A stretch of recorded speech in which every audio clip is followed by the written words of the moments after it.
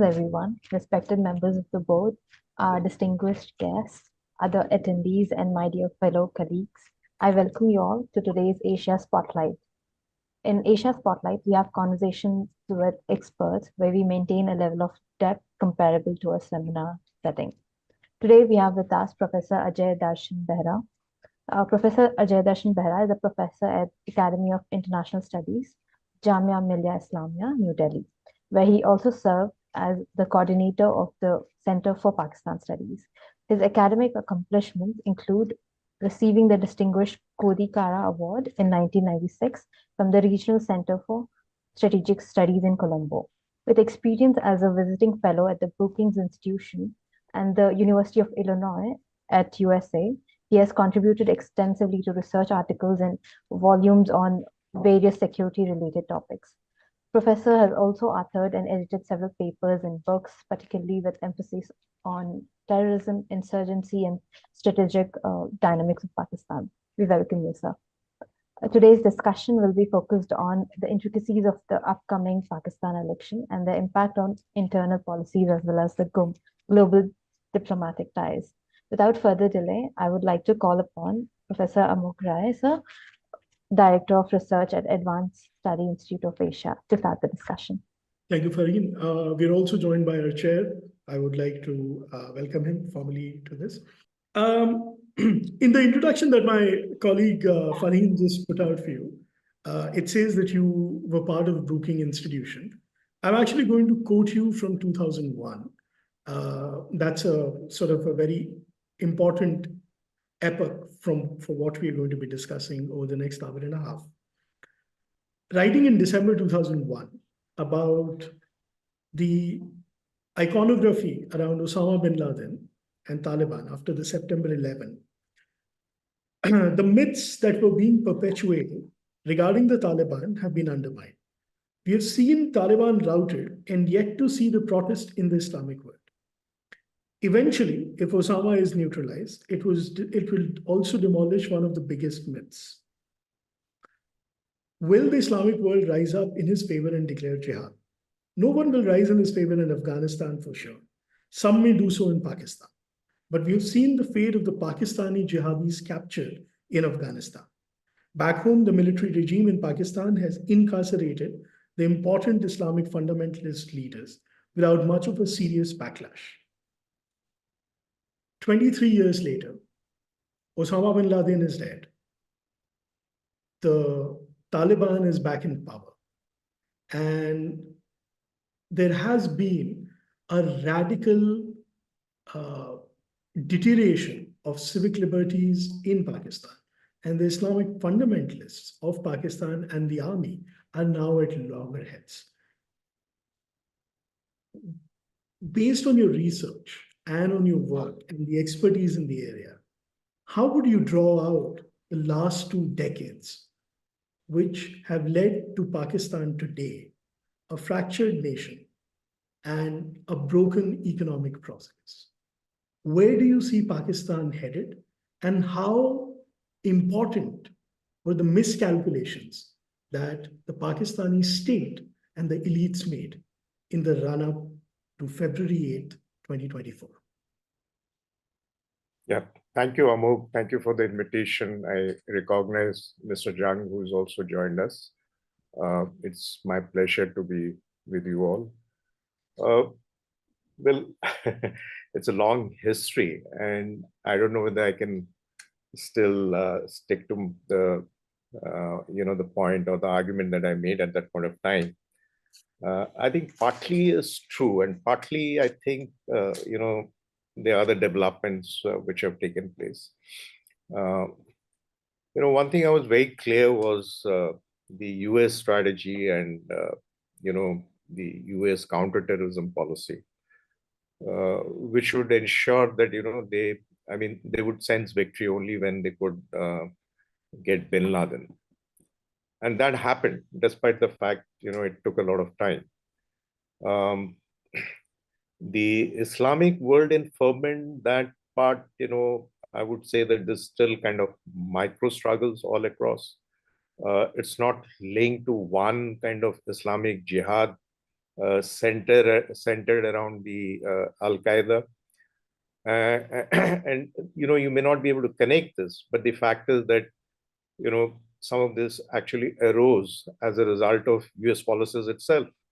US policy of trying regime change in Iraq, in Syria, in Libya, and you had a reaction to that. That was difficult to predict. But the impact that has happened in Pakistan, that has been significant. That today, in fact, you have a situation where the very forces that Pakistan kind of propped up and thought it could use as proxies, those same forces have become a challenge to the Pakistani state. So the TTP is a major issue. In fact, after the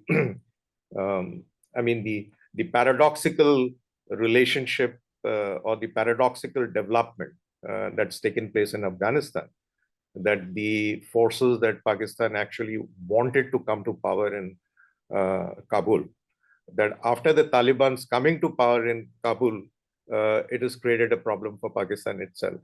The relationship between Pakistan and the Taliban or the Taliban regime is not the best.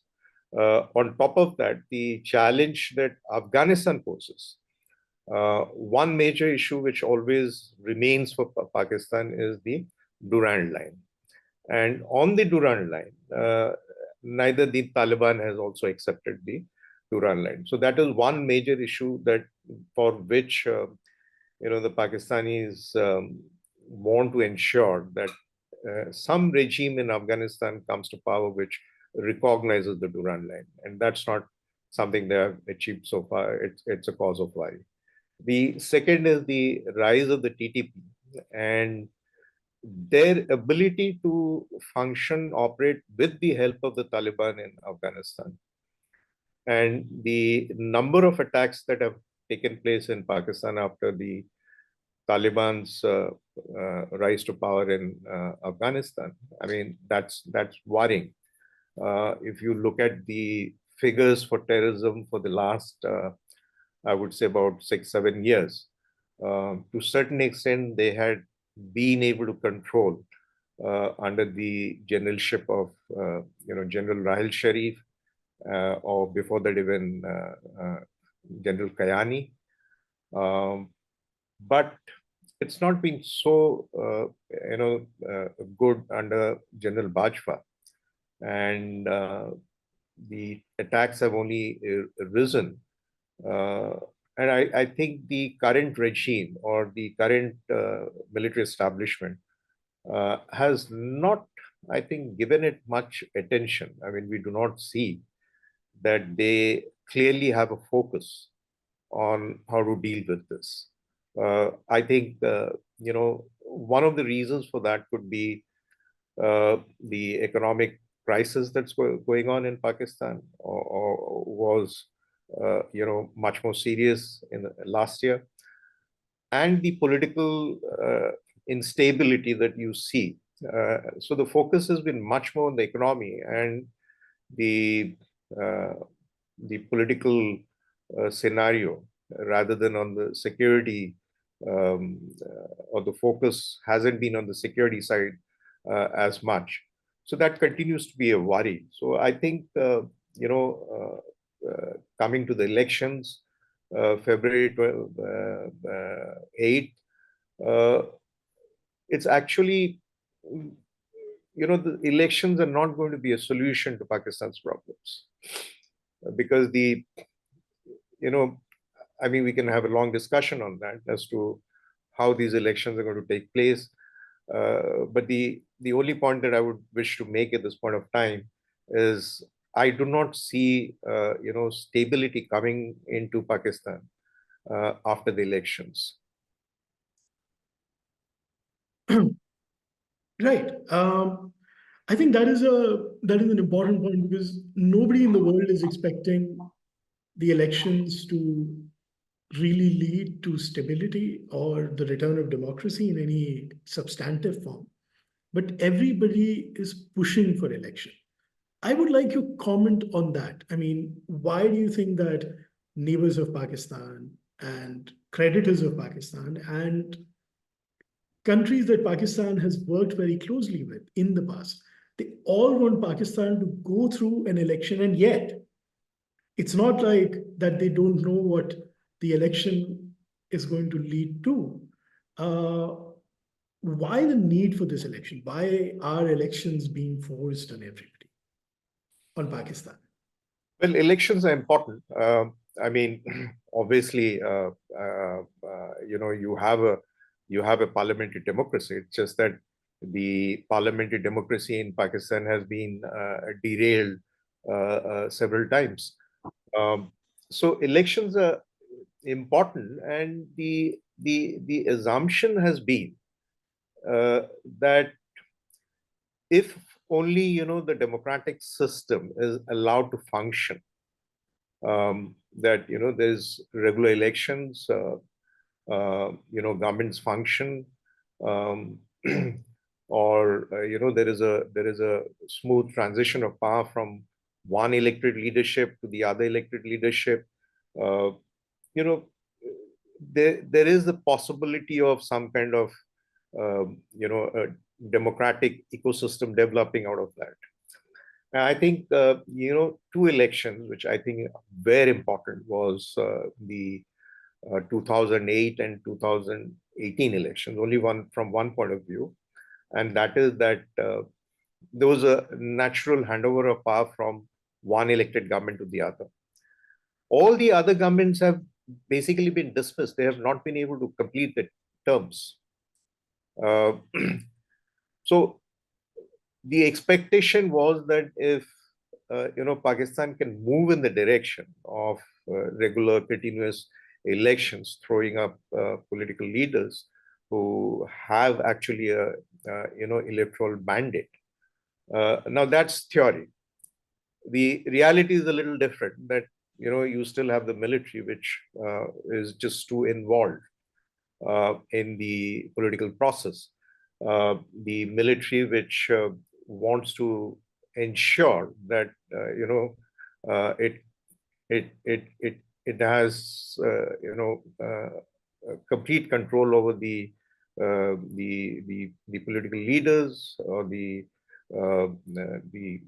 political system. In this, what many analysts uh, observed that since 2008, after General Musharraf's after General Musharraf, there is a form of hybrid democracy. They called it a hybrid democracy because the governments function in alliance with the military, or with the support of the military. But I have a little different theory to that, and I've been arguing, in one or two pieces, that the military in Pakistan is, it's a bit of a very strong statement to make. I don't think so the military will ever do a coup in Pakistan anymore. I can absolutely go wrong on that, but I have reasons to argue or say that the military is not going to ever, grab power directly. And that's the reason why it becomes very important for the military to ensure that it has complete hold over the political process. And I think that's what we are seeing. And my theory is that what we are seeing in Pakistan is something like a guided democracy. That it has to be a democracy through its electoral system, regular, continuous elections. But who's going to be in power is something that's going to be decided by the military. And I think they experimented and managed. I think it's pretty blatant also, by bringing Imran Khan into power in 2018. And they're exactly doing the same thing in 2024. The difference is that, 2018, they wanted to ensure that Nawaz Sharif doesn't come back into power. So they created a new leadership and supported Imran Khan. There was clearly pre-poll rigging to ensure that a coalition is hobbled through. And that's what exactly they're doing now after the fallout with Imran Khan. Obviously, the calculations went wrong in the sense that Imran was someone that they could not control. They assumed that, he is someone who's new to politics and he's someone who can they control, but that did not happen. The differences between Imran and the military establishment or General Bajwa has been there for quite some time. I mean, it just became stark or sharper due to a couple of developments. So now in this election, they haven't hesitated to bring back Nawaz Sharif. So the issue is not who is the political leader. The military is willing to align or work with anyone who's who's going to be working with them or who's going to be subservient to them. And this is where I think the Pakistani politicians or the political leaders, one sees a problem that every political party in Pakistan wants to or does not have a hesitation in working with the military. Now, it could be because of the the kind of opportunities you have. I mean, the political parties cannot completely work against the military and realize the power and influence of the military. And that's the reason why you see, despite the fact that Nawaz Sharif had been, in fact, the two regimes under Jadari from 2008 and under Nawaz Sharif till he was removed since 2013. Both the regimes actually tried to distance themselves from the military. They were critical of the military. Jardari survived. Jardari survived and managed to complete his the PPP's term. But Nawaz Sharif fell into the bad books, and they ensured that he is dismissed from power. So Nawaz Sharif had, I mean, he's one of the political leaders who has taken a stand against the military. I mean, you won't find actually many of the political leaders in Pakistan openly speaking against the military. And despite that, the military is willing to work with Nawaz Sharif, and it's expected that they will try and set up a coalition in which the PML would be the major stakeholder with the most of the parties. So my theory is that Pakistan is becoming a kind of a guided democracy, guided by the military. What is democratic about it is the elections. So the question that you asked, why are elections important? The elections are important from this perspective for the military. The elections are important to the people because they think they get to vote for their representatives. And for the world, the elections are important, thinking that this is going to bring in some kind of political stability in Pakistan, or the military will continue to interfere in politics. So there are different people who would have different understanding of why the elections are so important to Pakistan. Thank you, Professor. That was a very interesting and a very expansive answer. Two things that I've taken away from it. One, you made a very strong statement about the Pakistani army not getting into coups. I think it's very important. Do you think one of the reasons is that it would lead to a situation where their neighbor, India, might really take this as an opportunity to drag Pakistan further down in the international Committee of Nations? And do you think that the rising influence of India as a, in the US, where everybody needs India due to geostrategic reasons, do you think that at any point of time has hampered the Pakistani army's involvement in politics directly? Or am I reading too much into it? No, I think that's a little difficult relationship to establish because India has never had a problem with dealing with any military regime.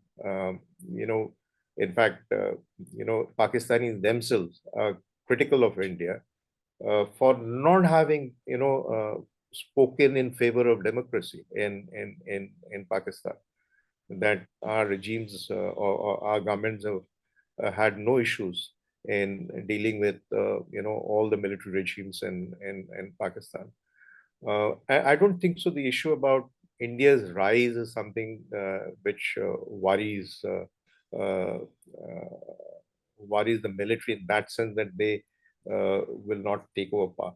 The answer to that is very different, and that is that one of the problems of the military is one that a military takeover will only happen at opportune moment. I mean, there has to be some reason justification, which I think is something that they do not find. Second, the military has a problem of getting out of power whenever it takes over power. And the third reason, I think, is that Pakistan has become a very messy country to run, to govern. Now, in my theory, it is, let the political leaders take the brunt. I mean, why will the military get into power and not be able to deal with the situation? Will the military have any solution to the economic crisis, the economic problems that they are having? Which I do not see, Pakistan getting out of this economic trouble for the next 5-6 years, or maybe more. Maybe more. I mean, if we discuss in details in the economy, we can talk about it. But why would the military get into a situation where it does not have answers to this? It's basically a very messy situation with the rising terrorism. Whether they will be able to control the TTP, we do not know. So in these kind of circumstances, better to let the political leaders take the responsibility. You cannot directly blame the military for the problems that the country is going through. So these are the reasons why I think the military would be very reluctant. And there is, of course,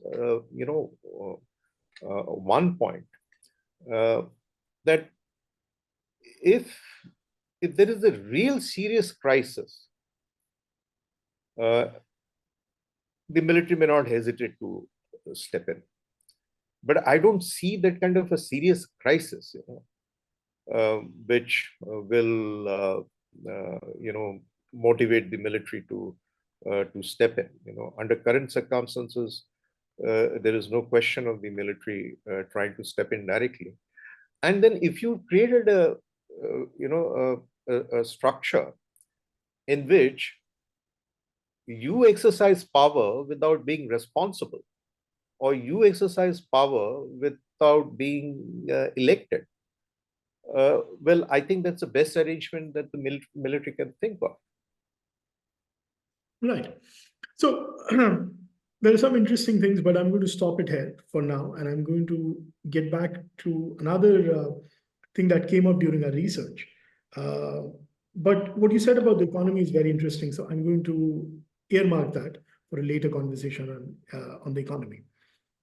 In September 2011, the 10th anniversary of the 11 September attacks, there was an advertisement, a very interesting advertisement came out, half a page, front page, of Wall Street Journal. And the advertisement was, and unfortunately, due to a whole lot of reasons, because this is going to later on go on YouTube, and due to copyright, I can't really put that advertisement up.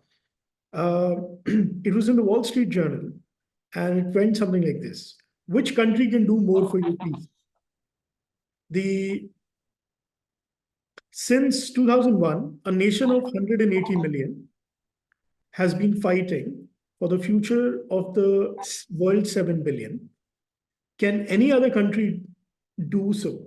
Only Pakistan, promising peace to the world.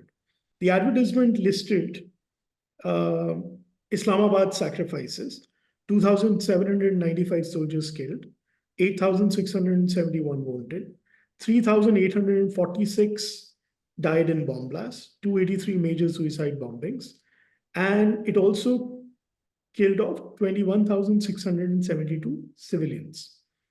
3.5 million people displaced. And in the advertisement, they had put up a number to how much all of this had cost Pakistan. And that number was $68 billion. They had also approached the people who were trying to upload this to New York Times. New York Times wanted more details, so they could not go ahead with it. And Wall Street Journal published it on the understanding that the government of Pakistan is doing it. The government of Pakistan later said that it had no idea who was doing it. And it turns out that there is a theory that perhaps the ISI was behind this. Now, the reason I was reading this out and the reason I'm asking you this, the state of Pakistan has been since that time to now, 12 more years have gone by. It is combating all of these problems. And the intervention that the Americans did in Afghanistan have come back to roost the Pakistani state. What, in all of this light, where do you see the Pakistani state, the military, the characteristic of the Pakistani state by one of their most famous political scientists, Ishtiaq Ahmed, has been the garrison state. Is the garrison crumbling? Because a garrison inherently is at the frontier of something. Where is Pakistan at the frontier of what? They're no longer needed with their Cold War logic. Their acceptance in the Arab world has come down. Their relationship with the seven stans is pretty shaky. And even the Chinese are not as generous as the Americans were. So where does the Pakistani military, and how does the Pakistani military, in your opinion, justify its right to continue to rule in Pakistan? Well, there are, questions and what you have just observed, and some very interesting observations. The early part of what you said, the first part of your question, see, there are different narratives on Pakistan's role in the war on terrorism. So there is a narrative from within Pakistan. So this advertisement, I mean, one can't say, who's behind it. That's not the issue. But I think what was put out in that advertisement is actually a narrative within Pakistan. I mean, that's what the Pakistani security establishment believes, that they have actually made a lot of sacrifices, and it's cost them really quite a bit, much more than $50 billion. I can't be sure about the figures, 68, but I have read that they have been saying that we have spent, because this is in contrast to what the Americans have been saying, that we have given them $30 billion, but the Pakistanis say that it has cost us much more. And that's a fact that, in terms of numbers of, their soldiers killed and the terrorist attacks and all that, that's true. But the other narrative is that the Pakistanis themselves have been responsible for it. I mean, that narrative which is there in India, that narrative which even the United States has, said it in so many words to them. Hillary Clinton's statement, you breed snakes in your own backyard, they're going to bite you. So, so the other narrative is essentially that, I mean, here is a country which has, promoted the Taliban, I mean, what was Osama bin Laden doing in Pakistan? So that there is still a question mark.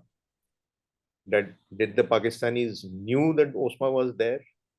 There is today, I think there is a news which says that the Pakistanis were warned much before the Americans, took out Osama bin Laden, that Osama was present in Pakistan. So obviously, I mean, that aspect, when it comes to such kind of evidence, the Pakistanis, pretend that, they didn't know about it. That's just incredulous. You cannot accept that. So whatever might have happened, the expectation with the Pakistanis that they would have played an important role in the transition that was supposed to happen in Afghanistan, that bring uh, the Taliban into a dialogue process in which I think to certain extent they helped, but the eventual outcome, which I think the Pakistanis themselves also did not or could not control, the Taliban's uh, coming to power in Kabul. But I don't think so. Pakistan's importance has gone down in any sense after that. After the U.S. withdrawal, there are many reasons for that, and these are essentially geopolitical reasons. Uh, Pakistan was anyway not important to the United States till 1979. Right. Pakistan became important to the United States only after the Islamic Revolution in Iran.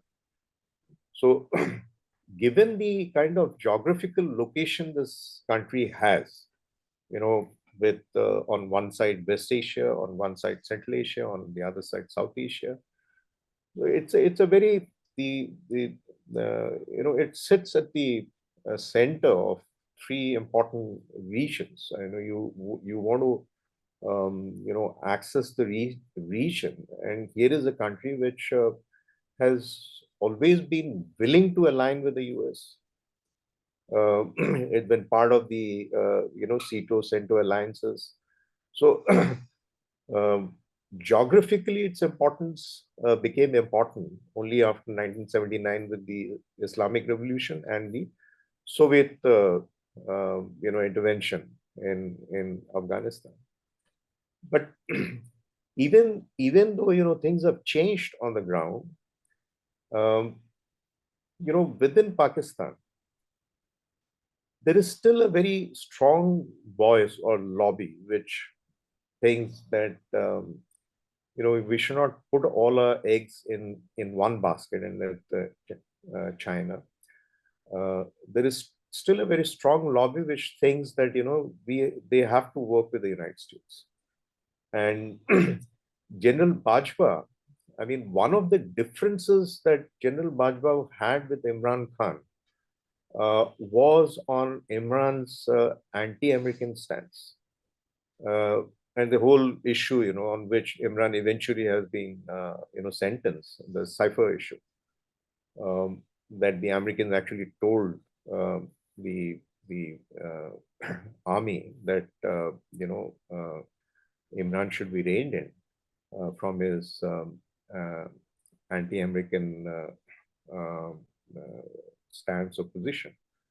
Uh, so General Bajpa and what is known as the Bajpa doctrine, in which he was talking about improving relations with all the countries, including India and all, in which the improving relations with the United States was one of the important points within that.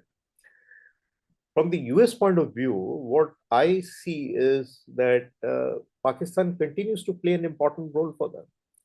I mean, whether it's about counterterrorism or uh, you know stabilization in Afghanistan, uh, I think Pakistan will remain important. Uh, you know, it's not as if they could have washed the hands out of Pakistan, because at this point of time, the external powers, meaning the United States and European powers, uh, still don't know exactly what to do in Afghanistan. I mean, you just simply accept this regime and do not recognize it, or you keep all your options open. In that case, given the kind of deteriorating relationship they've had with Russia, um, in that scenario, if there is anything about keeping Afghanistan in check, stabilizing the process within Afghanistan, um, keeping the options open for any kind of a change in the future. Pakistan is the country which you're going to work with Pakistan and not through Iran. I mean, that the so that's the reason why Pakistan will continue to be important. And there's one more factor because of which I think Pakistan continues to be important for the United States, and that is the relation with China. The Americans also recognize that the Chinese are able to project the power to a certain extent because of the relationship with Pakistan. Now, one way would be to just let the Pakistanis go, and they can depend on the Chinese, or their relationship can become better with the Chinese. And the other is to ensure that you have some influence within Pakistan, and not let Pakistan become completely dependent on China. So there is a kind of a tussle here. I mean, between the Chinese and the United States, that to what extent they can continue to be more influential than the other power on Pakistan. So these are the reasons why I think Pakistan will continue to have a geopolitical importance. It does not mean that at this point of time it looks to be in a very happy situation, simply for the reason that the country is going through a crisis, simply for the reason that there is a lack of trust with the military establishment, with the intelligence agencies in Pakistan, as to the kind of role they have played in supporting all kinds of proxy forces in the region. But I don't see a sharp break, or where Pakistan has become unimportant to the other countries, including in the Gulf. I think it will be a little premature to draw a conclusion that the importance has also gone down in the Islamic world. Perhaps one way of looking at it could be that the Islamic world recognizes the inherent contradictions of Pakistan. Could that be a way to look at it? Well, the interesting thing is you find that all the Islamic countries are dealing with Pakistan. Some of them are dependent on security from Pakistan, or security help from Pakistan. So General Rahil Sharif continues to be leading a coalition force against Yemen, based in Saudi Arabia. Even the recent missile attacks between Iran and Pakistan, they quickly got over it. I mean, that's a different issue to be discussed. It has not broken down the relationship, and for for several years now they have a good working relationship with Iran also, and the Saudis continue to be helpful to them. The UAE continues to be helping them. So in between there were some issues in the Islamic world, but by and large, state-to-state relationship is not a problem that I have seen between the Islamic countries and Pakistan. Whereas what one has also seen little problems that Pakistani expatriate workers have had in some of the Gulf countries because of these issues of terrorism and things like that. But bilateral state relationships, uh, and you can see, the membership that Pakistan has got in various multilateral or regional forums. So it's not as if the country is shunned by the regional countries or the world at large. Right. That makes sense. Um, now, so the framework that we're using for this is society, uh, transition, economy, and politics. I've modified it from the term I'd used in the morning. So now it's STEP instead of the other one. And this gets me to the economy bit. So the caretaker administration has been very interesting. It's been in power since August, and elections are to be held next week, 8th of February. Just last week, the privatization minister in this caretaker government, Fawad Hassan Fawad, he told Reuters that our job is 98% done. The remaining 2% is just to bring it on an Excel sheet after the cabinet approves it. He's talking about one of the most important things that they set out to do, the privatization of the Pakistan International Airlines. As part of the bailout, 3 billion IMF bailout, the government is going to be exiting state-owned enterprises and it's going to go in private hands. And PI has always been contentious because it's a matter of identity, pride, that we have to have our national carriers, so on and so forth. The economic malaise that you talked about, and it's very well known that Pakistan is in a deep crisis. How is it that a caretaker government, and this is something I wanted to understand from you, from a political and an economic point of view, from what I'm able to understand about the structure of the caretaker government, it's put in place not to exercise undue influence over the electoral process. And therefore, they came about in August and they will transition out when the new government comes in. But if you actually look at the uh, foreign policy, privatization, security, they have been very active. So why don't you shed some light on this? I mean, caretaker government is doing what, and this minister quoted in this Reuters article, that governments have not been able to do it for the last decade, and we have done it in a matter of months.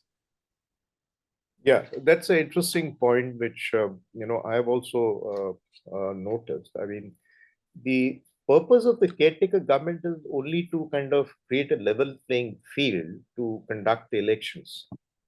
It's not to take major policy decisions. And I can't recall in the past when caretaker governments actually were too involved in policy making during their tenures. One uh, one difference with this caretaker government is that it's had a longer tenure than the earlier caretaker governments. Because the election laws are such that Pakistan has to have a election within 90 days of the last government in power. Now, in this case, since the elections were postponed, so the caretaker government has got a longer lease of life, and I have also noticed that they've been very active in doing a lot of things. And I think just today the news is there that they're privatizing the PIA. Yeah. Uh, I mean, generally one would tend to uh, you know one would tend to agree that uh, the caretaker government does not have a mandate to carry out these kind of reforms or take these kind of policy decisions. Uh, I only can think of one thing. One, that it is obviously being done under some kind of pressures of connivance. The connivance has to be that the military is also on board. That the pressure is probably the IMF, that unless and until you carry out some reforms, the next tranche is not going to be coming, or they can delay the next tranche. And the economic situation is, not in a good shape. They still, I mean, they could have still passed it on to the next elected government, which when the next elected government comes into power, uh, the the challenges are going to be enormous. It has to uh, repay a debt of about 23 billion for 2024-25. So maybe these are the reasons why even the political parties, none of them are also raising questions on why is this caretaker government being so proactive in taking these kind of steps. So I guess there is some kind of agreement or understanding that certain of these things need to be done. Otherwise, the economy can be in a bigger problem. Um, some of the things might be also a little, individuals trying to carry forward some, mandate on their own, and that is the reason why I think the caretaker prime minister um, put out a statement saying, all travels and all had to be stopped, because what one was noticing is, you know, the ministers were traveling all over the world for this meeting, that meeting. Um, Given the kind of precarious economic situation the country is, to what extent these were actually productive for the country, we do not know. I mean, some of these could have been very easily avoided. So I would still say I'm not very clear about what is happening, but the sense I have, I've just put it in front of you. Right. So I think I'm going to circle back to the economy. And another interesting thing is that election manifestos have been put out, and some election manifestos have been analyzed as well. I was reading an analysis of some of them. Very interestingly, the religious parties of Pakistan, this time round, in their election manifesto, are talking about women empowerment, right to inheritance, and all of the other things which were anathema to them for the last 75, 76 years. I'm very interested in finding out, considering that one of the key religious leaders of Pakistan, Fazl Rahman of the Jamaat Pakistan, who is also a key person for the role of the president of Pakistan, supported by the PMLN, which is expected to win the Pakistani elections. What has changed? I mean, what is this transformation of these religious parties? What is happening here? Well, I don't see any transformation in these parties. In fact, I found it very disappointing with all the political parties, not having a clear agenda, and making a lot of promises, which just do not look realistic. The question you're raising about the religious parties, uh, I think one, the religious parties, unfortunately, have not been able to, secure that kind of a mandate. I mean, they just get about 4 or 5% of votes in the elections, with a few, important seats that they win. So they're actually not very serious. I mean, you cannot take them seriously in the electoral contest. The religious parties, I think, have a far bigger nuisance value, and some of them have the capacity for street power. So, they can come into the streets or bring people to the streets. But in the elections, I don't see, anyone kind of uh, making any big inroads. The only explanation for this could be that, uh, since Imran came into power, uh, it would be important to understand what is the support base that Imran got or created. And this is where, one of the things that, within Imran support base, the youth women were are important constituents. So I think maybe one of the strategies is to appeal to the same support base, uh, given that the PTI is not really in the game this time.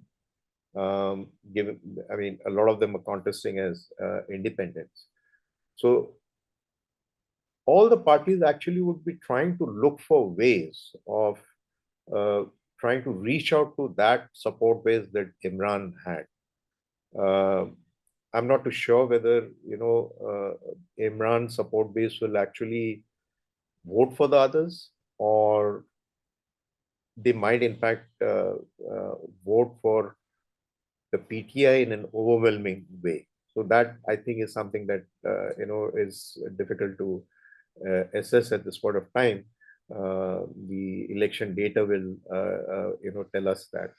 But I think the reason why, I mean, if you're trying to understand why they, is it a real transformation? No, it's not a real transformation.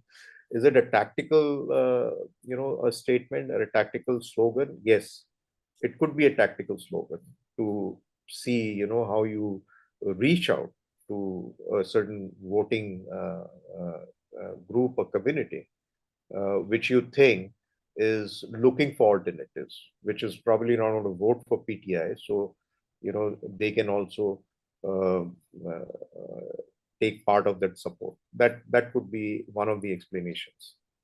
Right. That's an interesting theory. But I think that the change that has happened in these parties would also reflect on the governments then have a larger leeway to actually do some reform. But that, as you rightly said, is something that we'll have to figure out post elections. And this is part one, where in the second part we'll have a greater discussion. Now, coming back to the economy and coming back to an interesting article you wrote in the Indian Express, the idea of Naya Pakistan is in tatters, if I'm not wrong. So, in that Naya Pakistan, a very often overlooked criteria, everybody talks about the promises that Imran Khan made vis-a-vis politics and the change in politics and stance. Very important bit was economy. If you go back to the time that Imran Khan was in constant opposition, he talked about electricity reform, he talked about pension reforms, so on and so forth. He wanted to get a certain economist from MIT as his finance guy, but that just could not happen. Um, the economic malaise that has Pakistan in its throes today, how much of it is political in nature? And how did the Pakistani state get here? Uh, the the the economy actually, I think, has been kind of artificially propped up for years now. I think since the Soviet invasion in Soviet intervention in Afghanistan, 79 onwards, there's been massive funds that have come to Pakistan as a result of their uh, support to the US, and the the Pakistani the Pakistani economy has not create the kind of structures which it needs to create to generate revenues. That is the biggest problem that it has. On top of it, if you look at the economic models all the political parties follow, these are all based on major expenditures. No one talks about revenue generation. I mean, one of the things would, of course, be, something as simple as um, how do you increase domestic savings? How do you increase taxation? Uh, Either there is a political economy in which the Pakistani state cannot tax its own people, tax its own rich class, cannot tax its uh, agriculture income. Domestic savings are precarious. It's not going up. Uh, uh, but on the other side, the expenditures, if you look at all the political parties when they come into power, they promise a lot of things. And even someone like Nawaz Sharif, in fact, the current crisis that we see in Pakistan economy started somewhere under Nawaz Sharif, but not under Imran Khan, much before Imran Khan. There was a spending spree. You created a lot of infrastructure. The CPC is also in some ways responsible because it pumped in money, but it has not created the assets, uh, structures to generate revenues. The country's, uh, trade deficit is terrible. It's been taking a lot of money from China, but its debt has only grown. So that economic model, which they have all followed, Nawaz Sharif and Imran Khan, where you promise a lot of things. We will do this or we'll do that, but uh, the ability to attract resources or generate resources, even something like FDI, the figures are terrible. Like $2 billion is the FDI for Pakistan. I mean, that's the kind of FDI they have.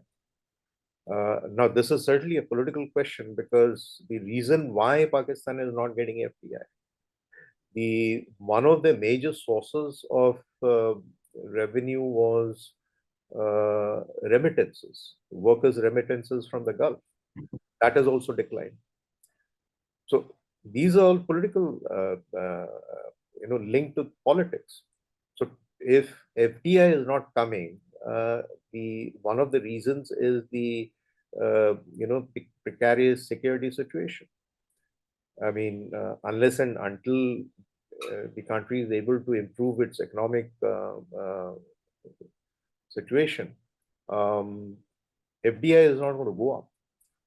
So there is a problem that the country spends more than what it is able to generate. I mean, the trade deficit with China is almost equal to India. And you look at a economy which is 8 times less. I think their economy is about 8 times less than India's. I think slightly more at this point of time. Yeah, because it's about some 400 million or something. Yeah. Now, the trade deficit of China with China is $90 billion. Ours is about $100 billion. Yeah. And theirs is $90 billion. So, with those kind of figures, it becomes very difficult to balance your revenue and expenditure. And with all the debt, so what is happening is essentially you are trying to you take more loans to wipe out your earlier loans. So the debt they have to pay in the next few years, the debt is about $126 billion or something. Um, they will have to take more and more loans to repay these debts, which, as I said, in the coming year, coming financial 23, the next year it's about $25 billion. So you see the kind of um, uh, money they require to not default. So it's now a question of not defaulting on your debt repayment. Right. So that does not leave you any financial resources for doing anything else.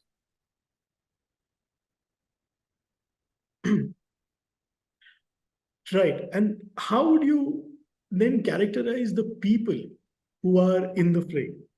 Uh, Five important people, let's say, there'll be Nawaz Sharif, there'll be Bilawal Bhutto, because now Nawaz Sharif and Bilawal Bhutto might not go together like they did earlier when they were ousting Imran Khan. Mariam Nawaz, Fazlur Rahman.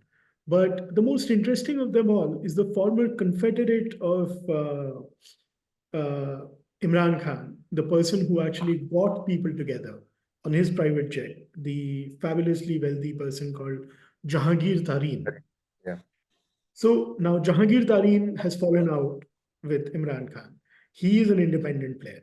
These five players, vis-a-vis all of the problems that you've just pointed out, security, debt, servicing of the said debt, geopolitical conundrums of Pakistan. How do you see these five people coming together or not coming together and working on keeping Pakistan uh, up and ahead of all of these problems that it has on the curve? Well, in your question, what I think is important is basically, Nawaz Sharif and Bilawal Bhutto. Because the others will, They are supporting characters. yeah, I mean, I do not see any of the others coming into the power structure to, uh, to be able to make any difference to what positions the ruling establishment needs to take. But may I just point out one thing? There are two things here two things. One, there are now calls that the playing field is just too even for one party. And I'm not saying this, and analysts are not saying it. It was Bilawal Bhutto himself who's now been talking about it quite openly. And second, the age difference. Nawaz Sharif is an old man at 74. Bhutto is barely 35. He does not have that critical ability to maneuver in the Pakistani politics. So essentially, it is just Nawaz Sharif who's going to be calling the shots again. And Mr. Sharif has been thrice unlucky in navigating the army. Every time he has come back, he has Yeah. come back with the support of the army. And within a year, the love just evaporates. So I would really like your comment on that, sir. Yeah, I mean, you're right about that. It's Nawaz Sharif. Uh, Now, what I have seen from the manifesto and how Nawaz has been campaigning, um, but before that, what I must point out is the the party has a certain problem. Uh, I mean, most of the political parties in Pakistan have problems because they're too leader centric, and both PML and the PPP are family centric. That doesn't bring in professionalism into the political parties.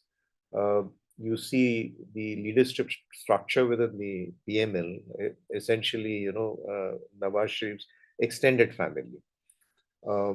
So, and it is not, one of the reasons why the PML was not preferred by the younger generation, which kind of shifted towards the PTI or Imran Khan.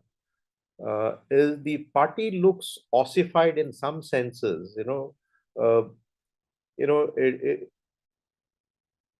it seems as if it's not moved with the times. The PTI was, using social media, appealing to the youth, talking a language which was, appealing to modern women, urbanized men and women. The PML does not seem to have changed along with the times.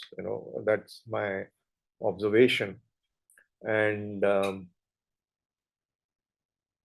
Nawaz Sharif still, they're not talking about how do you get Pakistan out of this crisis, the economic crisis. Even now, when Nawaz Sharif goes out campaigning, he simply, wherever he goes, he will tell the people, okay, you want a road here, okay, I will build a road. You want a hospital here, I'll build a hospital. It's like literally giving sops to the people, just promises. There is nothing on an agenda in terms of, what is the political agenda, what's the economic agenda, what's the security agenda.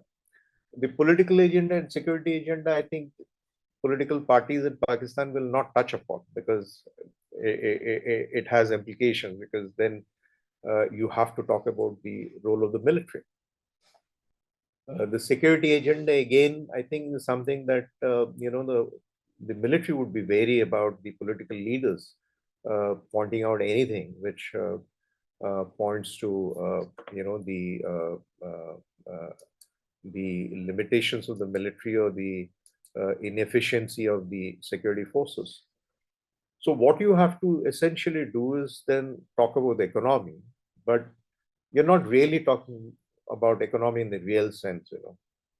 It's still about what kind of things you can offer to the people rather than any economic plans.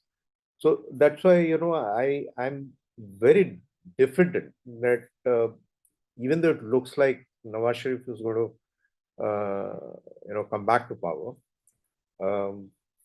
the PML does not really have a clear agenda on the economy. What is their strategy going to be to address? Nawaz Sharif keeps around going around and saying, I did so many big projects. I have invested so much of money, which is true, but that's something that's not going to help the country. There are some serious structural issues about the economy which need to be tackled with. So that is Nawaz Sharif. Now, the reason why I said Bilawal is, one, I'm still not ruling out a possibility of a PPP and PTI government at this point of time.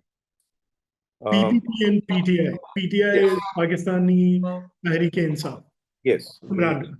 Yeah, a kind of a coalition. Because PPP has appealed, or Bilawal has appealed to the PTI that we can align to form the government. So they keeping their cards open. So that is a possibility, because despite all that rigging, what has already happened, I do not know whether you can really rig the elections on the election day, the ballot boxes. We do not know what the voting outcome will be. It's still possible that many vote for the independent candidates, or many of them come out simply to teach a lesson to the military by showing the support for supporters of the PTI. That would depend also on if the voting percentage still remains the same or goes up. If the voting percentage goes down, it shows some amount of diffidence that people have, or the faith they have in the elections, that anyway the elections are already stolen, what's the point in voting? The other thing could be that actually people might just come out and vote thinking that it might make a difference to the election results. So after the election, I think there's going to be quite a bit of bargaining that's going to happen, because I don't think so, and I think the military also does not want that any one political party gets a good majority. So they will have to see how they break various factions and rope in the small players, the independent candidates and all. So there is still this possibility. So I'm not absolutely ruling out that there is no alternative to Nawaz Sharif. So given that fact, uh, if there is a possibility of uh, PPP PTI kind of alliance, um, the PTI, or sorry, the PPP, and Bilawal has been saying that because, uh, this is the first time Bilawal is trying to contest from Lahore. Uh, One of the message, he might not win because, last time also he lost from the seats he contested in Balochistan. The message that he's giving is, the PML does not work for everyone. It does not, we are a party which stands for everyone. The PML is more of a party which is cared for Punjab and for the rich class. It has not really addressed the concerns of the poor. So, the PPP, trying to bring back their old socialist orientation, um, uh, is trying to send a different message to uh, the electorate. Given the kind of economic difficulties, I mean, the if you look at the Pakistan economy, uh, it's the poor people or the low middle class which is really suffering. The inflation and all, I mean, the rich people, the middle class can still bear it. And the inflation is terrible. I mean, it's still, I think it's gone down to 28%. It was about 35, 36 last year. So the kind of price rise that has happened has really hit the low middle class and the low classes. I do not know whether this class of people are going to be voting for the PML, though many might argue that this happened because of the PTI. I don't get that sense because the kind of crowds that Imran still attracts, the kind of support that it still attracts, uh, people are not associating him with the kind of economic troubles that Pakistan has gone through. But in their imagination, somewhere, they can say that the PML is a party which works for the rich class, and the PPP is someone who's actually taken care of the minorities, the the underclass. So that difference could happen, and if that happens, uh, it's important to understand what the PPP has in terms of an economic agenda. I think the PPP might be in a better position to, rein in the economy, um, much better than what the PML might be able to do. So this anyway is at the level of speculation, because we do not know who's going to come into power.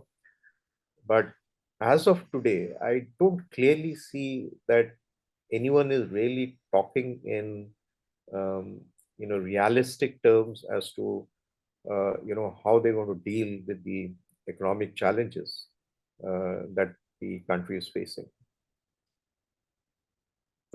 It has been amazing to hear you speak over the last an hour and 18 minutes. We are now drawing to our allotted time. I'm going to ask you a question um, which is a broad question, but I would want you to answer it very succinctly. For we live in an age of news bites and tweets and so on and so forth. There is this idea that Pakistan as a state has failed and it is flawed and its time is done. And sooner rather than later, it will either merge with the country that it came from, India, or it will be part of the greater Afghanistan. This is a theory which has been propounded by political scientists across the spectrum and journalists like Robert Kaplan, who has talked about it in multiple forums. What do you see in the future of Pakistan in the next 20 years? Yeah, this is an issue which has been there for several years now. Countries first calling Pakistan as a failed state. I came from that failed states index, which now has become the fragile state index. Yes. And I also wrote something on it, a couple of years back, and then I checked where Pakistan stood in terms of the fragile state index. It's improved. It is improving year by year. From 2010 to 2022 or 23, I think 22, it's gone up from a rank where it was somewhere in 70s to 130, 31. The fragile state index takes certain indicators, social, economic, security, political stability, to do an assessment. So ironically, Sri Lanka is one number ahead of Pakistan in 2022 data, meaning Sri Lanka is more fragile than Pakistan. So anyway, whatever is, in whatever ways you calculate this fragile states. So we know the countries which are much more vulnerable to breaking up or failing, like Somalia or Afghanistan, Libya. Pakistan is quite different. I mean, my contention, or whenever I've written about it, I've always used the term failing, because it's a country which seems that it's failing, but it does not fail. So one can say it's been on the verge of failure a lot of times, but it does not fail. Now, what do we mean by a failed state? And how do you anticipate that this country is going to join in the other countries because it's a failed state? Well, there could be two ways of understanding what's a failed state. First, that the central authority completely collapses. So there is a kind of a fragmentation, because there is no central authority to control the state.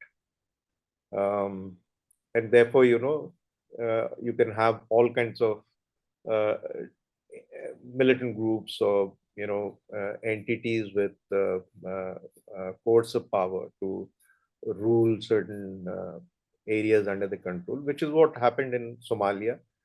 Interestingly, something like that never happened in Afghanistan. Despite the central authority having failed several times, the country is not broken up. So that is one way of looking at a failed state. The other way of looking at it is when separatist entities or subnational groups break away from the state. Now, on both counts, I do not see something like this happening in Pakistan. And one of the reasons why this might never happen in the context of Pakistan is the military. That the, there is a saying, that here's a military with a country. The military will never allow the country to come to that stage where it can be in the process of fragmentation.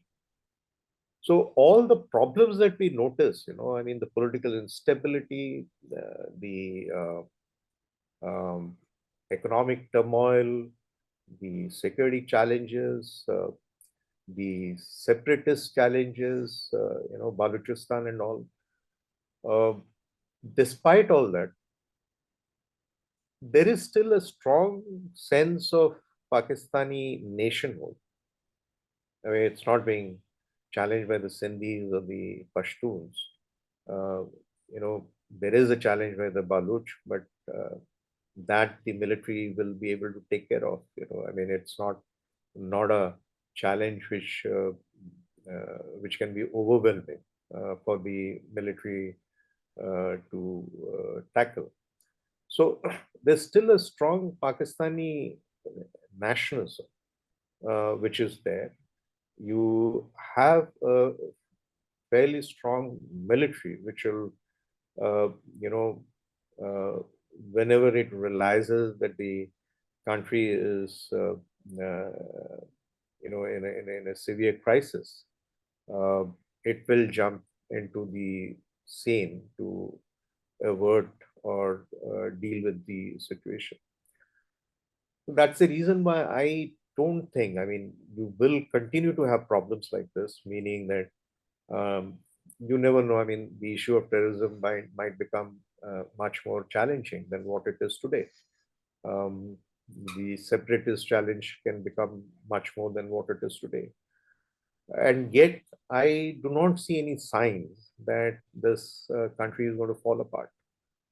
There is another reason why it is also in the interest of the international community, and I think the major powers, are concerned about that. That how do you allow a nuclear power to collapse or break down? That's something may not be overly stated, but it has consequences. You do not want total instability in a country which has nuclear weapons. So, and that's something which is, worrying for the world around.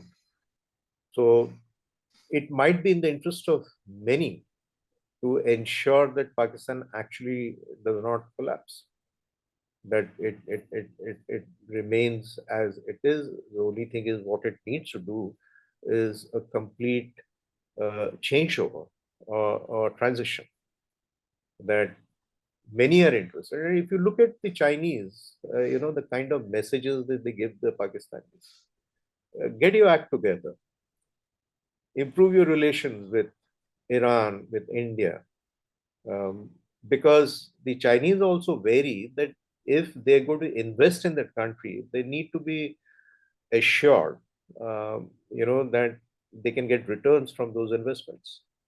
You don't want to be pumping in money to a country eventually which you realize is either collapsing or will never be able to return your give you your returns.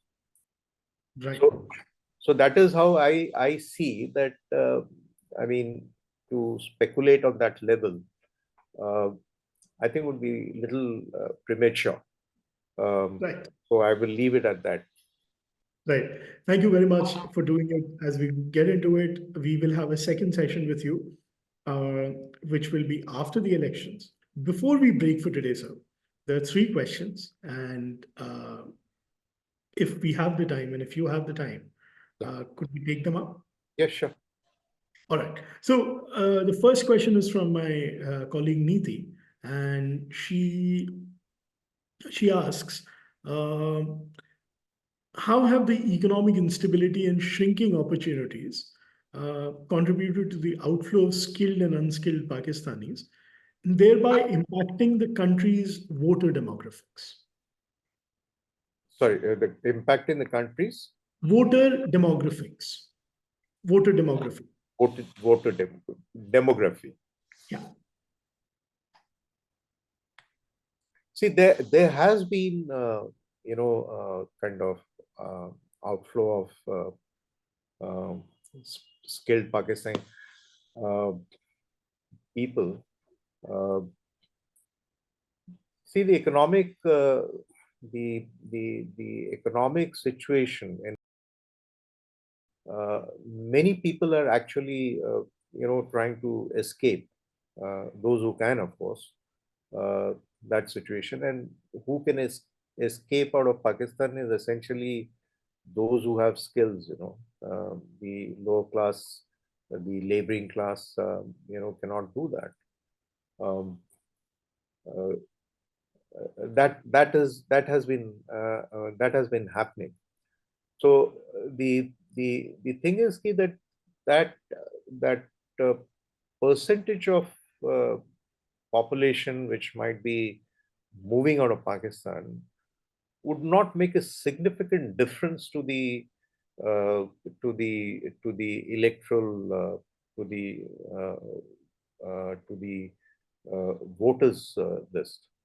I mean, it will be a very minuscule number because I think the Pakistani electorate is something like 126 million, and it's added about 22 million this year for this election because of uh, the uh, the number of new voters who have come into the list.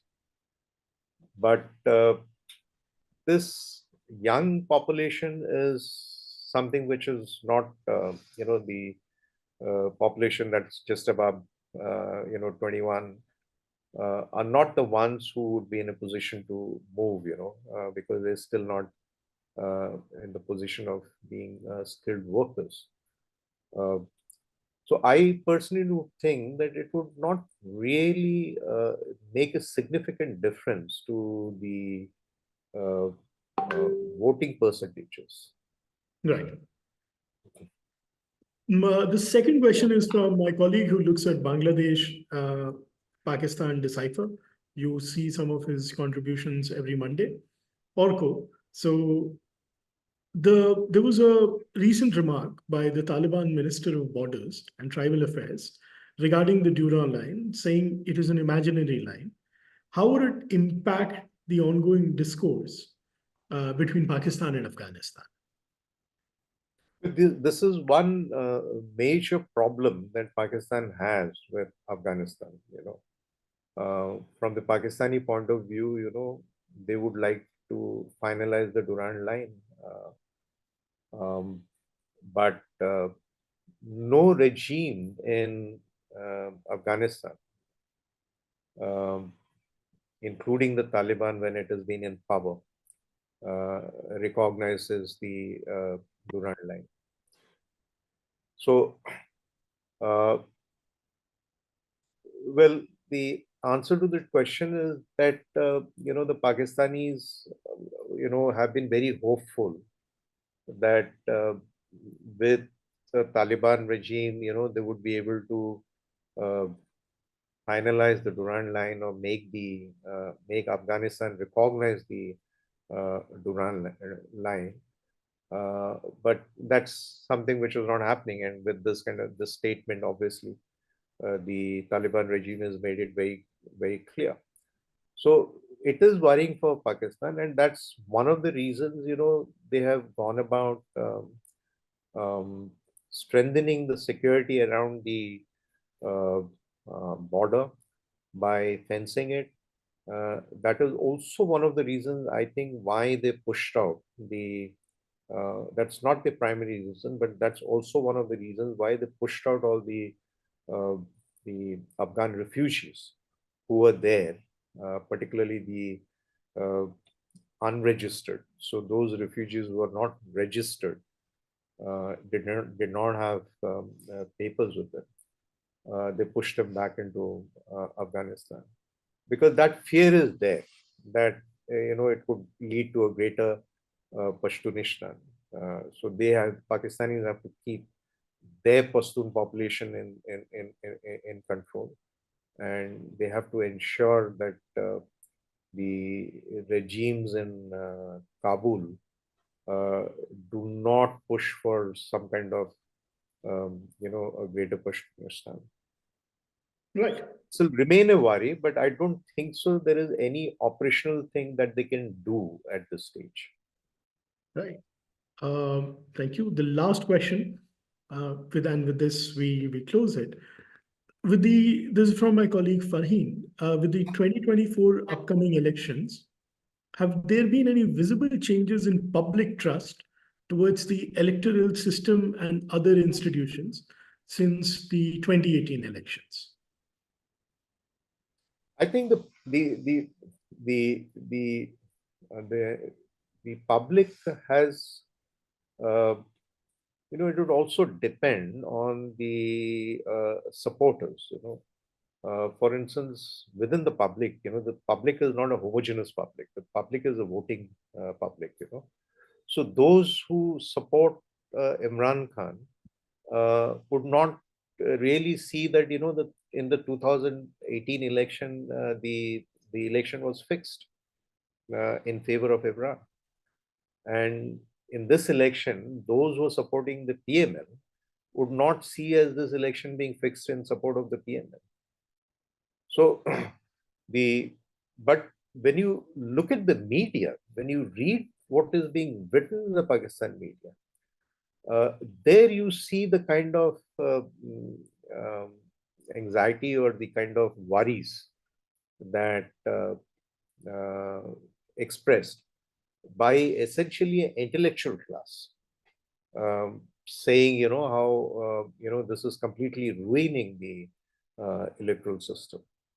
But I mean, even if there may be a lot of people on the ground who might be seeing it, the sense we get is from essentially the media, the television and the uh, newspapers, and you find that there are a lot, including this time the political parties themselves, uh, were pointed out that you cannot wipe out the PTI.